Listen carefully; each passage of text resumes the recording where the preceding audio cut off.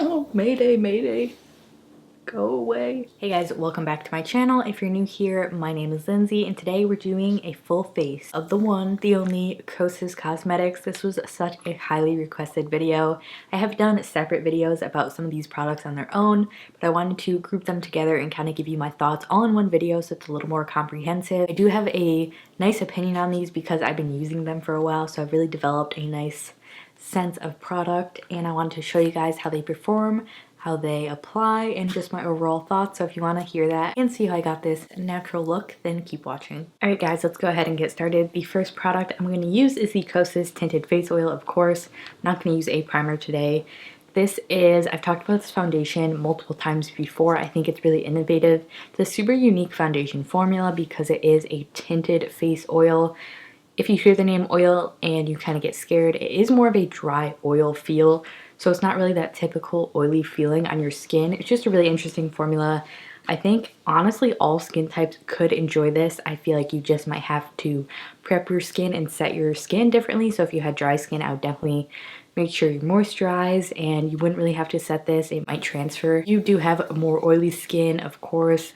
Make sure you set your face and it'll last a good amount of time. I have combo skin, and when I set this, I don't have any problems with it getting super oily throughout the day, which you wouldn't think would happen with an oil foundation, but it actually has a nice amount of longevity to it. I did do a full review of this foundation when it came out.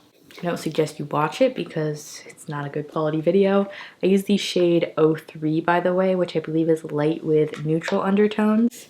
This is super liquidy, so if you do put products on the back of your hand, be careful because it can literally just slip right off. It doesn't dry fast or anything, so I'm kind of just gonna put it on my face and then blend it out with a brush. Just taking a Real Techniques, what is this called? Expert face brush to blend this in. You can use a sponge with this. I feel like because it's an oil that it doesn't mix that well with a sponge because of course you wet a sponge.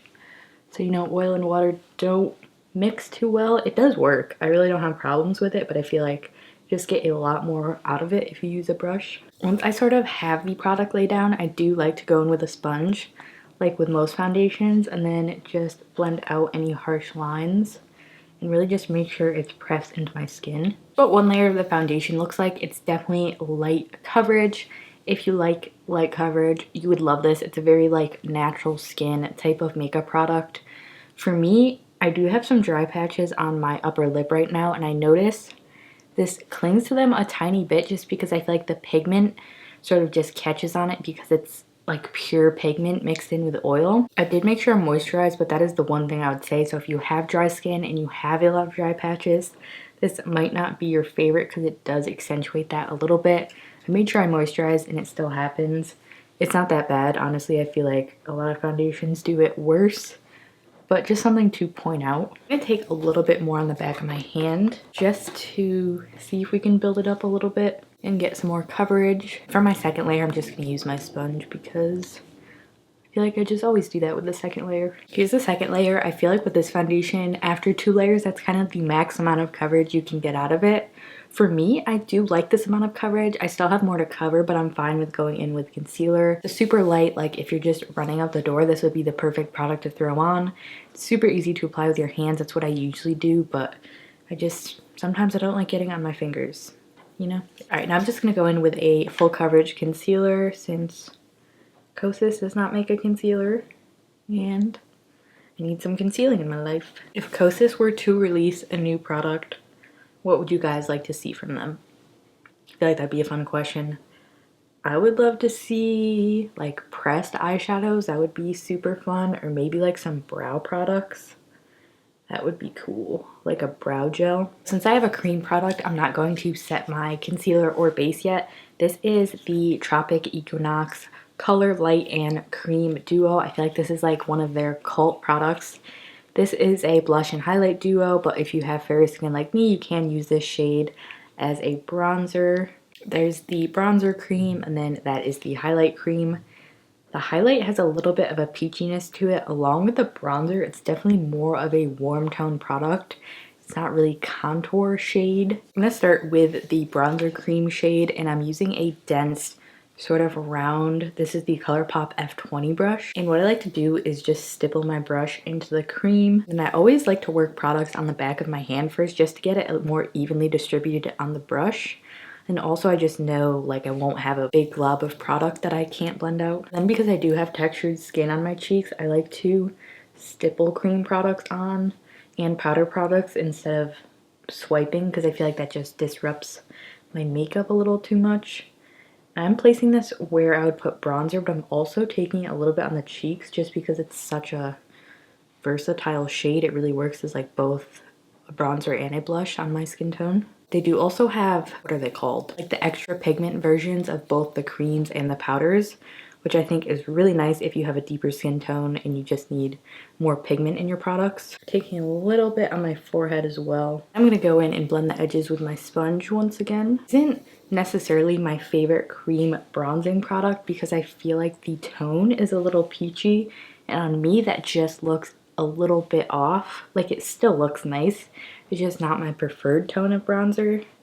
But I think it does look like actually really natural because it's more of, has that more warmth to it that if you were actually in the sun, that's kind of the shade that it would be. I'm actually just taking that same brush and cleaning it off a little bit.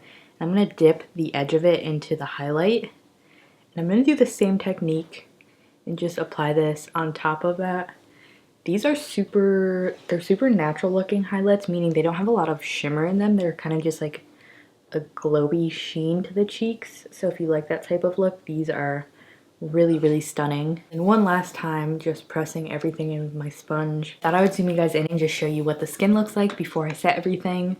Everything looks super natural. I do love the highlight and sort of the bronzer combo.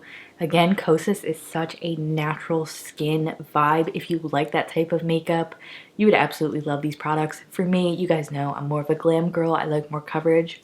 But if I'm going out really quickly, this is definitely a go-to look for me because it's just so fresh and dewy and it just looks like your skin. So far I do really like it. I do have some dry skin on my upper lip that I'm noticing, but honestly, nothing too bad. I think it looks nice so far. I'm going to set everything. I recently picked up this e.l.f. Halo Glow setting powder. These are new, I believe, and these are super cool. This is a talc-free powder and it has a tiny bit of like a sheen to it. It reminds me of the Hourglass Veil setting powder. It might be a dupe for that, which it just adds glow to the skin. So personally, this isn't my favorite for under the eyes, but to set my face, I think this is so pretty and it's super affordable. I definitely think it's a dupe for the Hourglass Veil because I have a mini size of that and it just has the same sort of finish to it. So if you guys wanted like a talc-free glowy powder, definitely check this one out. If you find it at your Target, that's where I picked mine up. I'm just taking a big fluffy brush and I'm starting on the cheeks. Again, I always set my makeup. Really comes down to personal preference. If you guys set it or not, I feel like I just always need to or else it slides around, and I do have combo skin, so I get pretty oily throughout the day. I don't know if you guys can tell, but like that powder is just so, it gives like a soft finish to your skin. It doesn't completely take away the dew of the skin, which I've been loving for these colder months. Like even over the dry patches I just put this over, it honestly made them look better than they did before. So if you have dry skin and you need a powder, definitely check that one out. The same powder under my eyes. I don't mind this under my eyes. I think it actually looks pretty, but I feel like I just can't use a lot of it because it does have that sheen to it and it'll accentuate any lines. But if I do a light layer, don't mind it. All right, next up I have one of the powder duos. This is in the shade Papaya 1972. To be honest, this isn't my favorite shade. I used to really like peachy blushes, but I feel like on my skin tone now, like they're pretty, they're just not my favorite. There's the blush and there's the highlight. These are very, very soft and almost like a little, they have a little bit of a kickback. It's almost similar to the Anastasia Beverly Hills shadows, where when you dip into them, like you do get kickback, even though they're really nice formulas. I don't like this highlight shade. Personally, it's too dark for me. And I don't like how with all of these, they sort of all have very similar highlight shades. None of them are really light enough for me. I have gone in store and swatched them. I think the blush is nice, but I wish they had more variations of the highlight. And again, with the highlight, it's super light. It's not a very blingy highlight if you like that type of thing. But I'm taking a Duo Fiber stipple brush. I'm gonna take a little bit, I don't know if you could see, like it just kicked back a lot of powder a little bit on my brush. I'm just stippling that into my cheeks. I feel like that was way too much blush. Definitely was. Very blush happy. That's okay. Should I try this highlight? I don't know. I guess I'll go ahead and just try a little bit of this highlight. Oh my gosh, that was a bad idea. Oh no. Yeah, it's like way too dark for my skin. No, mayday, mayday. Go away. Okay, whatever, I can't undo what I did. It is what it is. They do not have a brow product. I'm going to go in and fill mine in and I'll be back. All right, we are back. Next step for eyeshadow, I have the Kosas 10-second eyeshadow in the shade Globe. I have a couple different shades of these and personally this one is my favorite. I feel like this is definitely a hit or miss product. Some shades are better like formulated than others. This one's really nice. If you did want to try them, I would start with this one because it's a neutral champagne, really gorgeous. I really like Waterfall as well, the light blue one. Maybe we'll do that. I don't know, okay.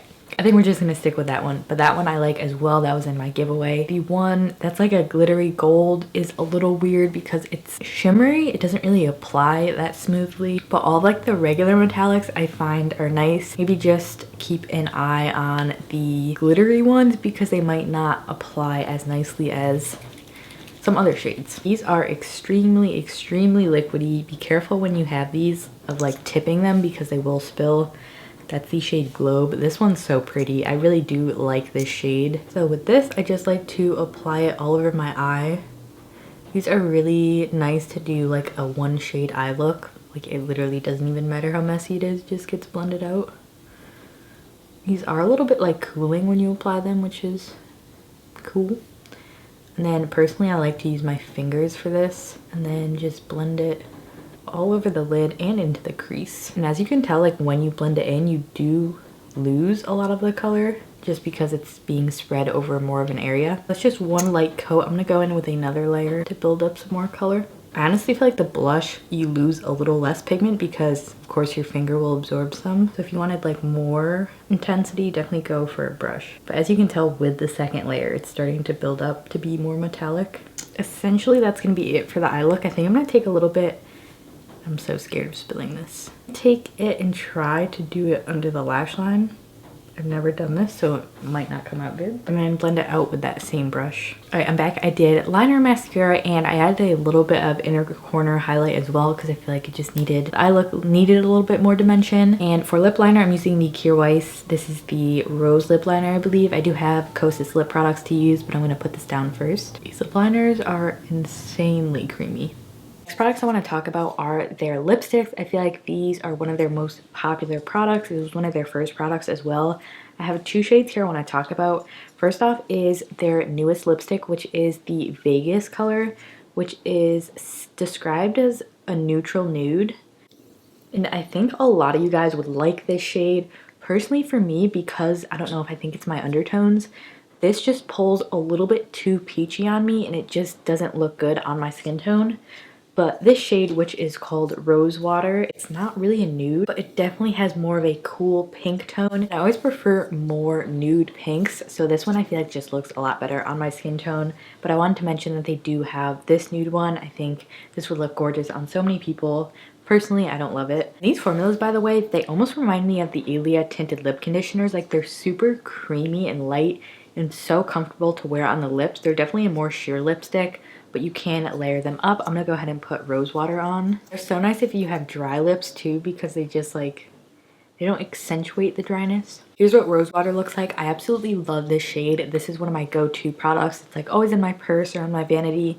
Something I wear if I don't want a matte lip, but I just want a little bit of color on the lips. It's so easy. I feel like it goes with everything and it's so, so comfortable to wear. I definitely recommend their lipstick formulas if you like more of like a comforting creamy type of lipstick that's not too creamy where it kind of just like slips right off your lips, if you know what I'm saying. So these I do really enjoy. And the last product I have is their new launch. It's their lip oil, wet lip oil. I have the shade here in Jellyfish.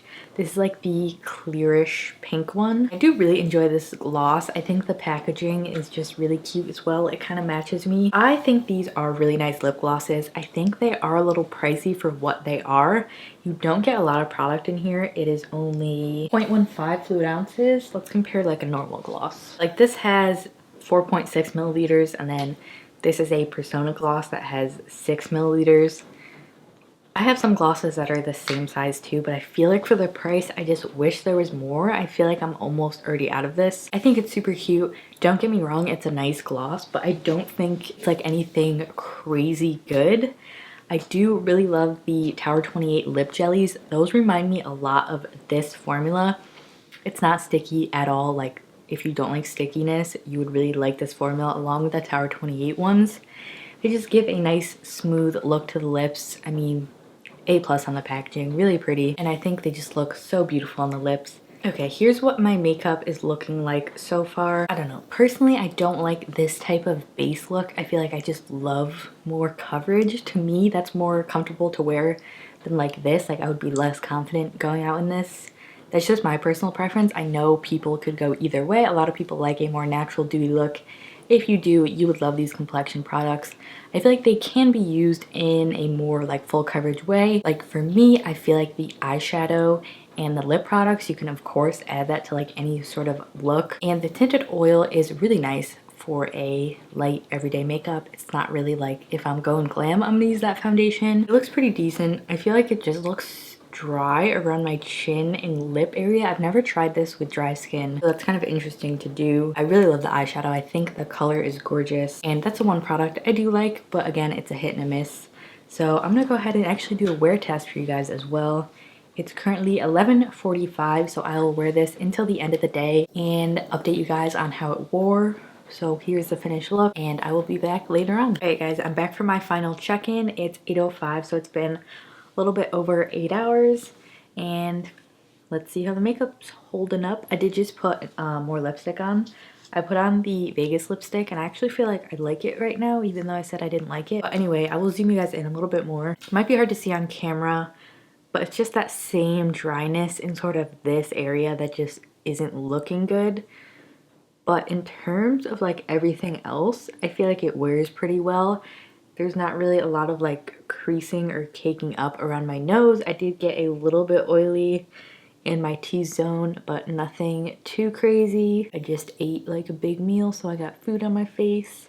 For the eyeshadow, it does crease. I already knew that about these. They just like bunch up, and you can sort of blend them out with your finger because they do dry to a powder, so it's pretty easy to just like blend back in and it looks fine. Blush color stayed well, even though I feel like the tone on my skin isn't that nice.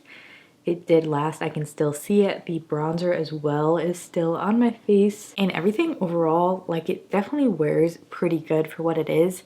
For me personally, this foundation isn't like my go-to for a glam look, just because I like more coverage. If you like sort of like an everyday foundation, I think you would definitely enjoy this, but here's what it looks like. Let me know what you guys think, how you think this wore. Okay, so just to wrap up everything that I tried in this video, I do really like this product. I think it's super unique. It is a specific type of foundation though. If you like everyday lighter coverage, I would definitely recommend this. I would say like more normal to drier skin or normal to combo skin would like this.